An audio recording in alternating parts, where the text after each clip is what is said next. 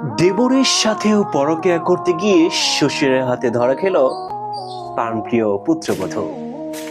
Malaysia প্রবাসী স্ত্রী তার বাড়িতে থাকে, যেখানে প্রবাসী বাবা মা ও ভাইয়ের সঙ্গে থাকে তার স্ত্রীও। এদিকে ছোট দেবরের সঙ্গে ভাবি জড়িয়ে পড়ে পরকীয়ায়। তার একসাথে থাকাও শুরু করে। বয়স্ক মা বাবা রাতে ঘুমালে তারা একসাথে থাকে। তবে কিছুদিন ধরে প্রবাসী বাবা বিষয়টা লক্ষ্য করছিল। গত রাতে তারা ঘুমিয়ে পড়লে এই দেবর তার ভাবির সঙ্গে মেলামেশা করার সময় বাবা গিয়ে ছেলে ও পুত্রবধূকে ধরে ফেলে। পরে তিনি চিৎকার করলে প্রতিবেশীরা এগিয়ে এসে ছেলেকে বেঁধে রাখে।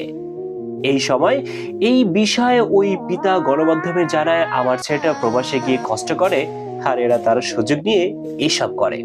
তা কিন্তু একদম মেনে নেওয়া যায় না। এমন চাঞ্চল্যকর ঘটনাটি ঘটেছে সুভাষপুর গ্রামে।